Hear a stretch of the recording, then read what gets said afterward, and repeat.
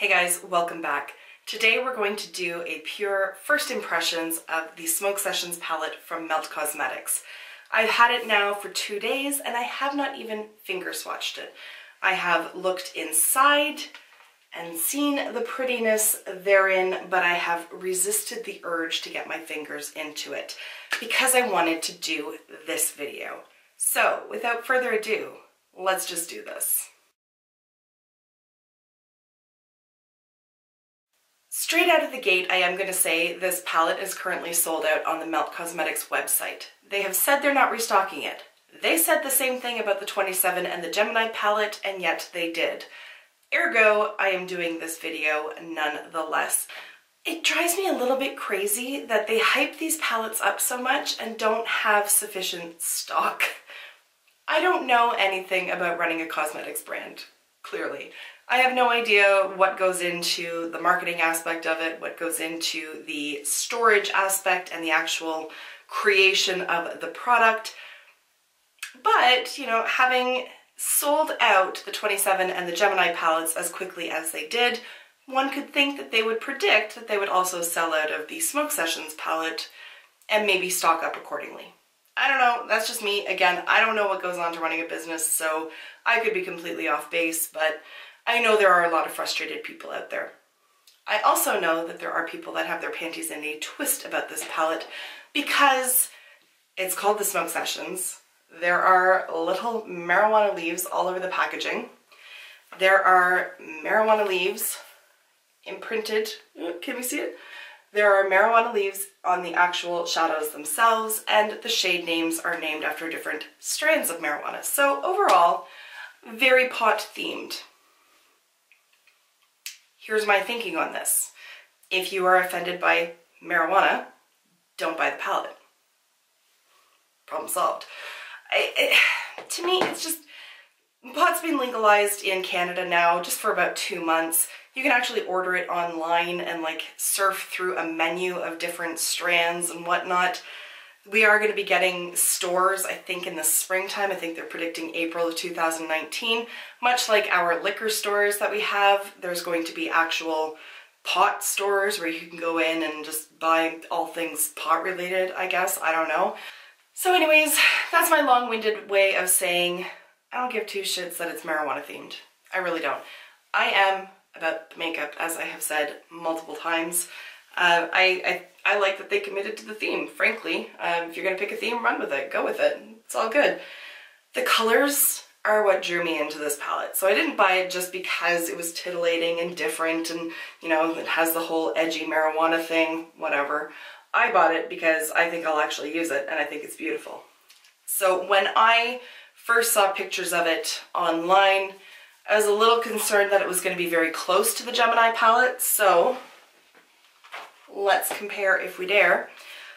So same kind of idea in that you have one side is green, one side is more bronzy neutral, and again here we have a more green side and a more golden side over here. But when we compare the actual shades, there is no overlap here. None whatsoever. So I'm quite happy to see that. I actually think these two palettes would work really well in tandem with each other because looking at it, my concern is that there's only 2 mattes in here, which are the 2 in the middle. So creating a full eye look is going to be a challenge. We are going to get through it together. I am just going to use this palette and we'll see what happens. But I do wish that there was at least one transition shade in here. You've only got 8 shadows to work with, but give us one transition shade because throwing this really dark forest green or the really dark brown in the crease may prove problematic. We'll see. As you can see, I don't have any makeup on. That's because I don't know what's going to happen with these shadows. There are 2 very dark mattes that could create a lot of fallout. There's also a lot of shimmery shadows. Those could also create fallout. So I'm going to do my face makeup after. Right now I'm going to prime my lids and I'm going to use the Soft Ochre Paint Pot from MAC to do that. You know what, before we get into the eyes, why don't we do some swatches? I haven't even swatched these, so I don't even really know what these matte shadows are like and how blendable they are, so let's get to swatching, shall we? So this one is the shade Gravity OG. This one is Granddaddy. This is Black Widow. And this one is Sour Diesel, the first of the mattes. If you're familiar with my channel, you know. If you're not, you don't. I don't prime my arms before I do swatches, and obviously you saw they are finger swatches. Finger swatches obviously are a little bit different than brush swatches, but it gives us an idea of what the pigmentation is and what we could potentially build it up to on the lids using a brush. Ooh. Ooh, that's a crumbly shadow. Okay. So, ugh. One of these shadows is very crumbly, and I will show you in just a second. This is Space Queen, the other matte. This is Mean Green, Sweet Tooth. This is the super crumbly shadow, and this is Blue Dream. So there we have them. They're beautiful. Those mattes are gorgeous, fully pigmented. You can see how beautiful those shimmery shadows are. None of them are duds. None of them have skipped along the arm. They're all beautiful, and I'm happy with that. Also, just to note, some of those greens do stain a little bit. These are the two mattes, and then these are the two of the darker greens here. Okay. I'm not going to tilt it forward too far anyways, but you see that one there, right here. That is just from running my finger in the pan, and I can't really show without like tilting it everywhere and having it fall everywhere. I don't know if you can really see, but it done messed that shadow up good. So I'm going to try to just repress that into the pan just using my finger, but that is a ton that came out just doing that. Okay, so I have salvaged it. You can see it here. This one here looks like it's at risk of doing the same kind of thing, but this one just kind of exploded in the pan. So, now that we've gotten through that exercise, let's actually put some of these on my eyeballs and see what we can create with this. I am very concerned about this whole transition thing, but it's makeup. It's not the end of the world. So I'll go in with a fluffy brush, and I'm going to pick up Space Queen, which is the dark matte green here. I am not planning on doing an overly intricate look because this isn't really about creating some like super stellar, amazing tutorial. It's really about testing out the functionality of these shadows, and the best way for me to do that is to just keep it simple. So let's go ahead and do this.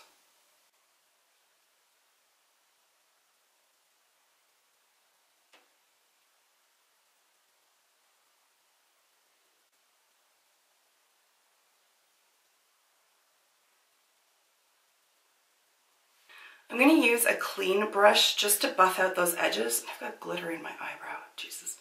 You know it's Christmas when there's just like random glitter all over the place. So I will say, in dipping my brush into the pan, it is creating some fallout there. You can see it on the pan there. That is not unusual, particularly with a fluffier brush. I find a lot of shadows do that. It doesn't really bother me. It just be aware and tap off the excess, and then you're good to go. If you don't tap off the excess, it will fall down. Having applied it on this eye, I don't see any on my cheeks, so I'm not overly upset about that. I will say just on first impression that I am pleased with how well it blends, and how like that's just the initial dip into the pan. I haven't had to go back and get more to build it up. So there is quite a bit of pigment there.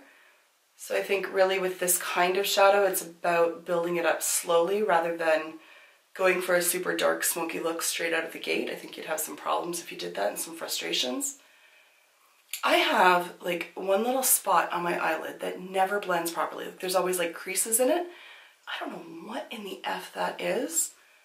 Does anybody else have that? If you do, how do you get around it? Like, it drives me bananas. It's just right in there, and it doesn't matter what shadow it is, it's always problematic. Stubborn little jerk. So I'm going to pick up more of that same dark green shade, but I'm going to use a more tapered brush. This one's from Zoeva. This is the 228. And I'm going to put that more into the crease and build up the intensity in that area and on the outer half, third, we'll see, of my eyelid. I have no set plan of what the look is going to look like going into it, so we'll see what happens. I have the feeling that with this palette, any look you do, if you don't bring in other shades, it's going to be a dark smoky look. That's just what those shadows allow you to do. I think it's going to be beautiful, but it's going to be intense. This is not like a day-to-day, everyday office wear kind of palette, in my opinion. I mean, wear what you want, to be honest. I would wear this to work, but I don't think the mass general public would. Okay, so it worked out to be the half of the eyelid. There we go. So I'm going to stick with green on the lid, and then we'll go in with the brown and more goldy tones under and hope that it doesn't look crazy. I don't know that I've ever used gold under my eyes before. It's the first time for everything, isn't there? So I'm going to use a Volair E06 brush. It's just a flat, flat shader brush, and just because I really like the color, we're going to go with Mean Green here. I was thinking of using this one, but nope, this is the one that I like. So it's crumbly too, not nearly as bad as the other one, but if you press too hard with the brush, it's not going to be happy, and put it that way. So it does pick up nicely on the brush though, which is good. There are some shimmery shadows out there, Kat Von D Fetish palette, that do not pick up on a brush nicely. This one does. So normally, oh, there's a lot of fallout when you do that. Normally I would spray it with Fix Plus first, but I just want to see how she goes without it. And I could feel some of it raining down, although I don't see it on my face. But I felt it.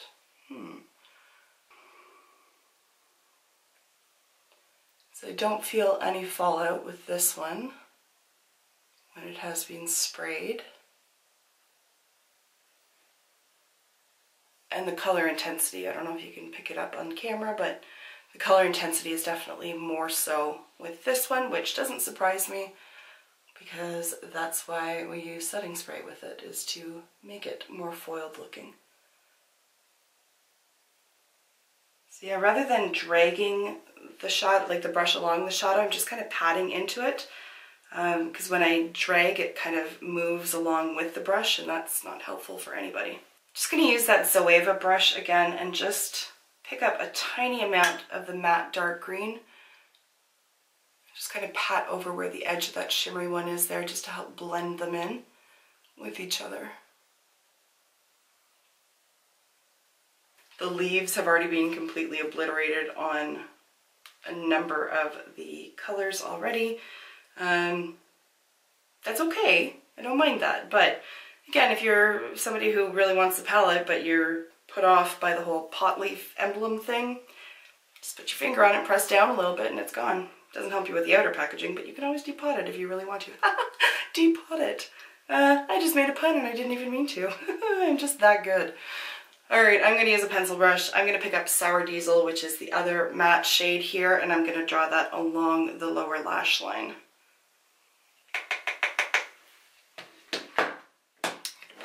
Bring the mirror closer. No, you know what? No, I'm not going to do that. I'm going to do my face makeup first, because I always do this. I put my eyeshadow on and then I'm like, oh wait, I haven't used concealer yet. So I'm gonna do my face makeup. I will come back, we will finish up the eyes together. BRB. All right, now we can proceed with the lower lashes. So again, going in with the pencil brush and picking up that other matte dark brown shade and putting it underneath the lash line.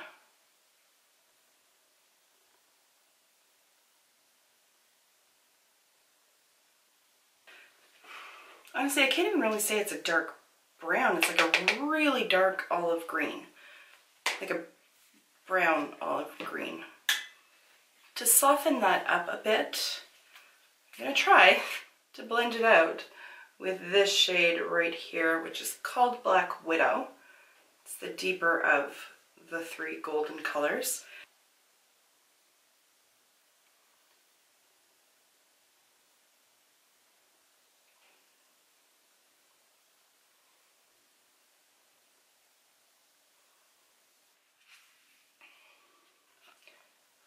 There you can see the crumbling that has happened right here as well.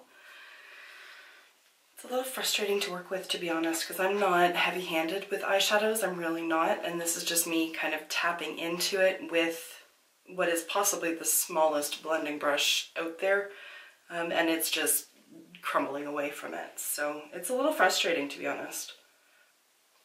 So just to brighten it up a little bit, I'm just picking up a little bit of Granddaddy here, which is in the middle there.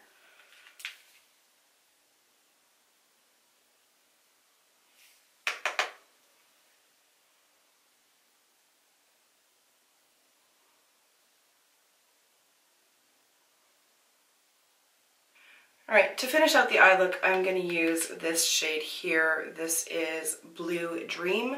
I'm going to pop that into the inner corner.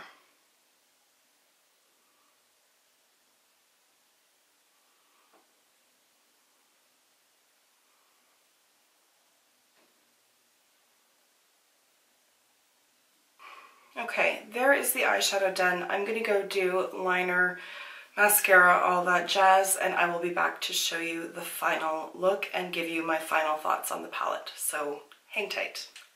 And here is the final look. On my lips, I am wearing Ashton from Anastasia Beverly Hills, one of her liquid lipsticks. I didn't do lashes, like I did mascara, but I didn't bother putting false lashes on. I'm kind of hit or miss with false lashes. I have to be in the right mood, and I am just not in that frame of mind right now. I just don't feel like the challenge, so it is what it is. I'm going to bump it in just so you can take a closer look. Yeah. So there it is on the eyes. You can see those metallic shadows are very reflective and very beautiful. God, I hope I'm not sweating. It's pretty. I love the colors. I love that it's a smoky palette, but that it's not blacks and browns. It is golds and greens. I think it's different. I haven't seen anything quite like this on the market. And I think overall it looks very pretty. Again, I do wish that there was a lighter transition shade in here. I don't have any brow bone highlight simply because there's not a color in the palette that I would put on my brow bone, and that was the whole point of doing this eye look, was just using this palette. I am going to bump it out for final thoughts. So final thoughts, I gotta put it in the context of the price, because this was about 65 Canadian, I think it's around 50 US, and then there's shipping and all that jazz as well. It is a hefty price tag for an 8-pan palette, and an 8-pan palette that's really kind of frustrating to work with and limited in terms of the shade selection. I have said on my channel before that I don't necessarily need a palette to be an all-in-one thing. That still stands true. I would just bring in other shadows to use with this, some single neutral shadows, just something that I can use in the transition and for highlights and things like that. So I'm not off-put by that. I am surprised at how crumbly the shadows are, and I know I've mentioned it a million times in this video, but it's a first impression, and that's the first impression that I have, is that I am surprised given my experiences with Melt Cosmetics shadows. I haven't experienced this level of difficulty working with shadows before. Yes, they apply beautifully. They look beautiful on. I have no complaints in that regard, but in terms of the actual practicality of the product itself, you just have to be very conscious of the fact that these are very delicate shadows and treat them appropriately. You have to be able to adjust your techniques in order to work with these kind of shadows. It's not a palette that I think you really need to stock the website for a restock. We'll put it that way. If you missed out on it and you were feeling badly about that, I'm here to say you didn't really miss an awful lot.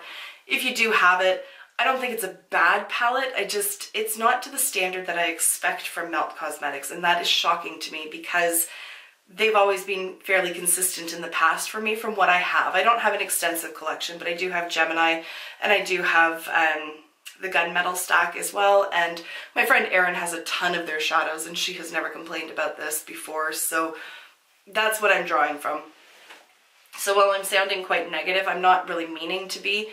I don't think it's a bad palette, I just don't think it's the best that I've seen from Melt. We'll put it that way.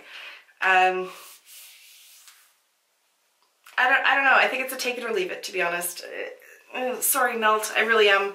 I do like their products, I really do. I'm not trying to crap all over this palette, like I'm really not. It's a bit of a liability, like I've had to clean up my desk with wipes because there's so much fallout all over the place, and that's just unusual for really any eyeshadow palette that I've used, and certainly from eyeshadow palettes from Melt. So very, very bottom line, it is pretty, it looks beautiful on, you have to take your time with it. And if that's not something that you're willing to do, then steer clear. I am calling time of death on this video, and I'm going to wrap it up because I'm now just saying the same things over and over again. So, if you've got this palette, do you have the same problems with it that I do? I could just have a dud. It could have just been knocked around too much in shipping, and that could be what's causing the problems that I'm having. So if you've had a totally different experience, please leave a comment down below so that other people can read and make their decisions based on that as well, because like I said, it could just be mine. I don't know. So, thank you. I always end these like super abruptly, but there it is. Whatever. Let's just commit to it. Thank you for taking the time to watch, and I will see you in my next video. Until then, just be a decent human being. Bye for now.